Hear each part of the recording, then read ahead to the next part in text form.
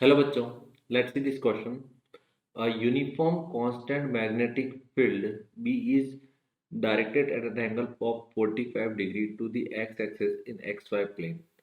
PQRS is a rigid square wire frame carrying a steady current I naught with its center at origin. At time t equal to 0, the frame is at rest and in the position shown in the figure with its sides parallel to x and y axis. Each side of the frame has a mass m and length L. What is the first option A? What is the magnitude of torque tau acting on the frame due to magnetic field? B. Find the angle by which the frame rotates under the action of this torque in a short time interval of delta t and the axis about which the rotation occurs. OT is delta t is a short time that any variation in the torque during the interval may be neglected given the moment of inertia of the frame about an axis through that center and perpendicular to its plane is I is 4/3 ml square. देखो question में एक हमें square wire frame दे रखा है और वो wire frame में और इसको एक्स वाई प्लेन में रखा हुआ है. उसके बाद जो मैग्नेटिक फील्ड है वो एक्स एक्सिस से 45 डिग्री पे दे रखी है. मतलब जो मैग्नेटिक फील्ड यहाँ पे देखोगे तो मैग्नेटिक फील्ड बी जो दे रखा है वो इस डायरेक्शन में है और ये एंगल है जो 45 डिग्री के एंगल पे दे रखा है और ये क्या है बी दे रखा है. ठीक, तो सबसे पहले हमसे पूछा है इनिशियली फ्रेम जो है वो रेस्ट पे है और हमसे पूछा है कि what is the magnitude of torque acting on the frame due to the magnetic field. तो ए को चेक करते हैं. ए के लिए क्या आएगा कि हमारे पास टॉर्क फाइंड करना है. टाउ टाउ जो होगा वो क्या होगा vector tau vector is M cross P where M is M क्या है यहाँ पे एम है मैग्नेटिक मोमेंट. जो एम फाइंड करने के लिए M is equal to I into A होता है. एम क्या है वेक्टर क्वांटिटी. तो यहाँ पे आई स्केलर क्वांटिटी एरिया है वो वेक्टर क्वांटिटी है. एरिया वेक्टर कैसे फाइंड करते हैं जिस डायरेक्शन में करंट फ्लो करती है उस डायरेक्शन में फिंगर को कर्ल करेंगे और जो थंब का डायरेक्शन आएगा वही एरिया वेक्टर होगा. तो यहाँ पे जब देखोगे थंब का डायरेक्शन मतलब फिंगर जो है वो एंटी क्लॉकवाइज डायरेक्शन में कर्ल होगी तो थंब का डायरेक्शन क्या आएगा टूवर्ड्स पॉजिटिव जेड एक्सिस आएगा. तो ए जो वेक्टर होगा that A vector is equal to हो जाएगा एल स्क्वायर के कैप. ये ए वेक्टर होगा. ठीक है, तो यहाँ से हम एम हमें क्या मिल जाएगा यहाँ से M vector is equal to current इसमें दे रखी है वो आई नॉट है. I nought into L square के कैप हो जाएगा. ये हमारा एम वेक्टर हो जाएगा. बी वेक्टर के लिए जब देखोगे तो बी क्या है मैग्नेटिक फील्ड है वो एक्स वाई प्लेन में है और एक्स एक्सिस से 45 डिग्री पे है. तो जो बी वेक्टर आएगा बी का वैल्यू कितना दे रखा है इन्होंने बी है.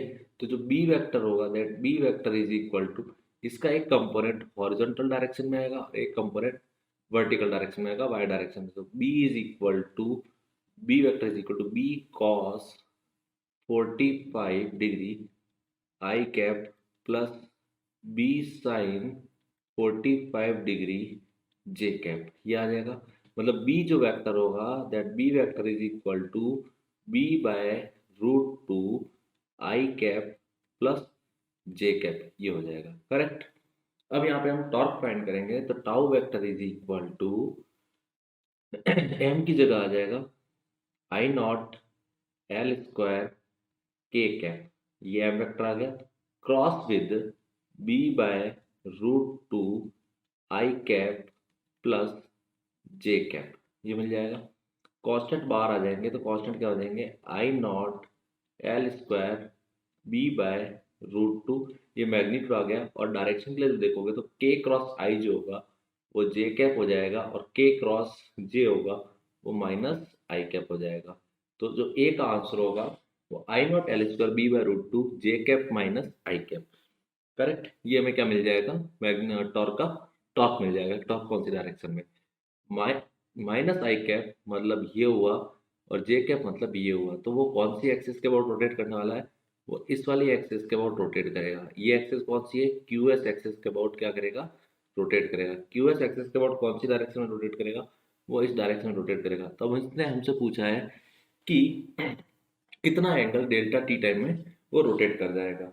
तो कितने एंगल से रोटेट करेगा वो हमें फाइंड करना है. तो मतलब थीटा फाइंड करना है. That theta is equal to क्या होगा theta is equal to half alpha delta T square.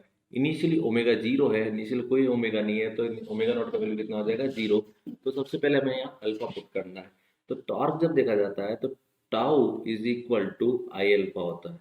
So alpha is equal to tau by I होगा, करेक्ट।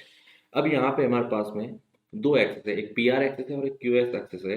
तो जो मोमेंट ऑफ इनर्शिया होगा I about P R that is equal to I about Q S होगा, और moment of inertia about P R axis plus perpendicular axis theorem के हिसाब से Q S is equal to I Z Z होगा। इन दोनों का moment of inertia same है, तो 2 times of I Q S is equal to 4 ml square by 3 ये मिलेगा।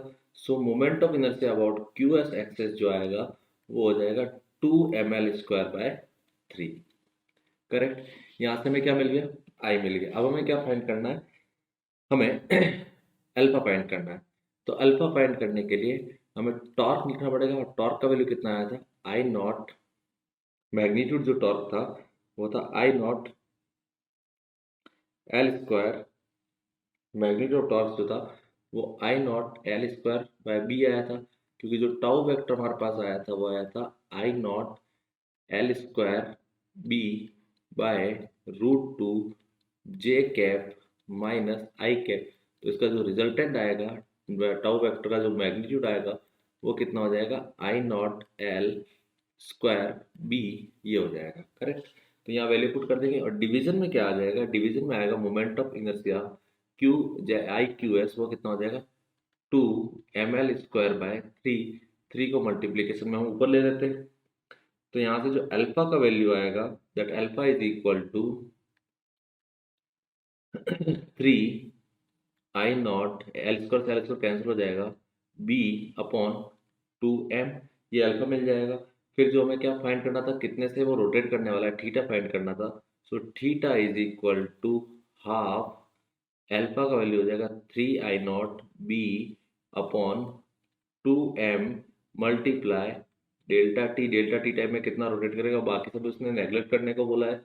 सो थीटा इज इक्वल टू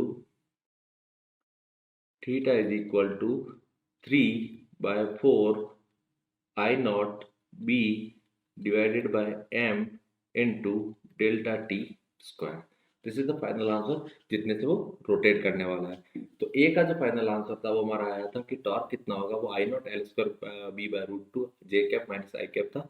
और बी का जो फाइनल आंसर है थीटा इज इक्वल टू कितने से रोटेट करेगा 3/4 I not B M into delta T square. Best of luck.